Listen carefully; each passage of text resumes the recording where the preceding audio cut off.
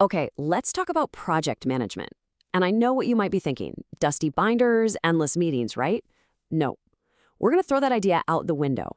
We're going to talk about it as a core human skill. You know, the art and science of actually turning a cool idea into a real thing. And honestly, it's one of the most valuable skills you can build. I don't care what you do for a living. So let's dive in and figure out how to get really good at it. So, when most people hear project management, their brain immediately pictures all the stuff on the left: the Gantt charts, the templates, the endless checklists, and the meetings. But here's the thing: that's just the toolbox. It's the grammar, not the actual language. The real work, the thing that actually matters, that's everything over on the right. It's about making decisions, juggling trade offs, and really it's about leadership and communication. The stuff that actually guides a team to the finish line. And that brings us to, and I'm not kidding here, probably the single most important idea in this entire explainer. If you remember one thing, make it this. Project management is decision management under constraints. Seriously, just burn that into your brain. Because once you see it that way, the whole thing shifts. It stops being this boring, bureaucratic task and becomes what it actually is, a strategic skill. Okay, so with that new definition as our North Star, let's get into our first section. We're going to talk about how to move beyond just ticking boxes and really start thinking like a project manager. All right, so think of these four things: scope, time, cost, and quality as being locked together. They're the core constraints you're always juggling. The secret sauce here is understanding that you can't touch one without affecting the others. It's like a big puzzle. So you want to add more features, increase the scope? Well, that's probably going to cost more or take more time, or both. Need it done faster? Okay, but you might have to cut some features, or maybe the quality won't be as high. See what I mean? It's a constant balancing act. Every single decision is a trade-off between these. And that balancing act, that's the whole game. This is our big takeaway for this section. Your job isn't to be a robot who just follows a plan perfectly. No way.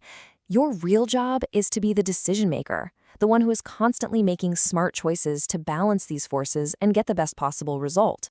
All right, so we've got the mindset down. Now let's rewind all the way to the very beginning of a project. We're talking about the spark, that initial idea. And at this stage, the single most valuable thing you can have is just pure, absolute clarity. And how do you get that clarity? Well, you have to be relentless about asking and answering three super simple but really profound questions. First, why are we even doing this? That's your business case, your whole reason for being. Second, what are we actually doing? This is your scope. And third, who cares? I mean, who actually cares if this succeeds or fails? Those are your stakeholders. I promise you, if you start a project without solid answers to these three, you are just asking for trouble down the road. But, okay, here's the classic problem, right? This is probably going to sound familiar. You do all this hard work, you define the what, everyone nods and agrees, and then it starts. The little requests start trickling in. Hey, can we just tweak this one thing? You know what would be cool if we just added? So, what do you do then? And this, my friends, is the sad, classic story of scope creep. It's so sneaky. It never shows up as one big, obvious problem. Nope. It starts with one tiny little request that seems totally harmless. And let's be honest, it's just easier to say yes than to have a whole conversation about it, right? But one yes becomes 10 yeses, then 50, and before you know it, you look up and your project is way behind schedule and totally over budget. It happens just like that. So here's the key lesson. Getting everyone on the same page, or alignment, isn't a one-and-done thing. You don't just have a kickoff meeting, check a box, and you're good to go. No, it's a continuous process. You have to be constantly talking, constantly reconfirming the why and the what with the who, all the time. Think of it like steering a ship, not just setting a course and hoping for the best. It's a living, breathing conversation. Okay, so once we're aligned, we need a plan, right? But let's be super clear about what a plan is for. We're not trying to create some perfect, rigid document that's set in stone. The real purpose of a plan is to be a strategic tool. Its job is to help us manage and, most importantly, reduce uncertainty. And a good planning process boils down to three main things. First, you take the big, scary goal and you break it down into smaller, more manageable chunks. Second, you have an honest go at estimating how much time and effort those chunks are going to take. And third, and this is the one people always forget, you sit down and you actively think about all the things that could go wrong. You identify your risks before they happen. I love this quote. A good plan isn't a perfect prediction. It's a tool to navigate reality. It just hits the nail on the head. Because look, your plan is going to be wrong the second you finish writing it, because life happens. The real value isn't trying to perfectly predict the future. The value is in having a map that helps you make better decisions when things inevitably don't go according to plan. And that's really the key takeaway here. The goal of planning is to reduce uncertainty. You're never going to get rid of it completely. That's impossible. But a good plan takes this big, scary fog of what-ifs and turns it into a clear map. It shows you what you know, what you don't know, and where the monsters might be hiding. It just makes you so much better prepared to deal with reality. Okay, let's get to the fun part, the part where the rubber meets the road. We're talking about the execution phase, when the team is actually heads down building the thing. And the engine that drives this entire phase, it's one word: communication. You know, to get that smooth execution, you need a steady rhythm. And that rhythm is built on 3 pillars. First, you've got governance. Those are just the rules of the road. How do we make decisions? Who do we go to when we're stuck? Then there's cadence. This is about predictable check-ins, like a quick daily stand-up or a weekly demo. No surprises. And finally, you have dashboards. You need a way to make progress visible to everyone, so we all know where we stand. But here's the tricky part, and it's a real leadership challenge. A lot of the time, as a project manager, you don't actually have direct authority over the people doing the work, right? You're not their boss. You can't just order them around.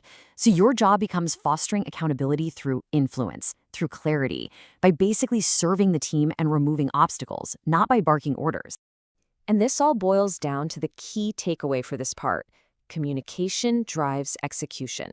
It's not the plan on the wall or the tasks in the system that get the work done. It's the constant, clear, transparent flow of information. That's what actually moves the project forward.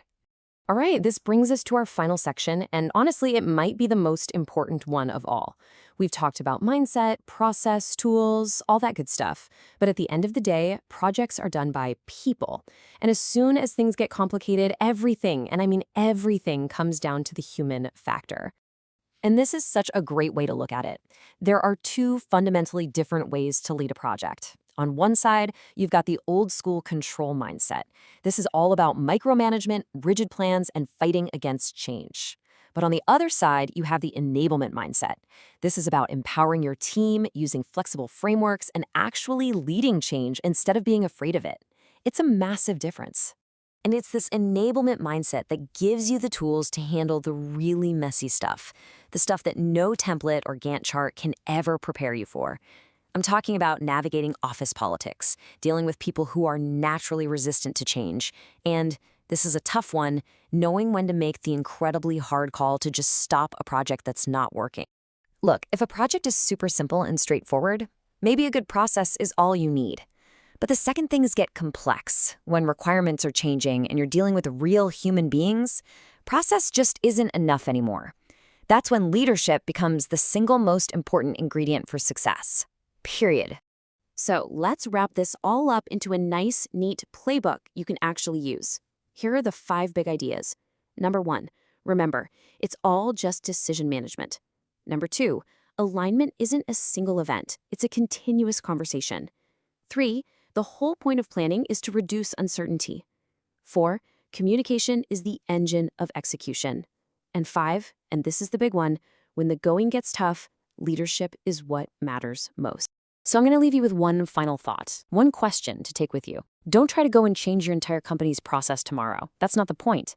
Just think about the most important thing you're working on right now.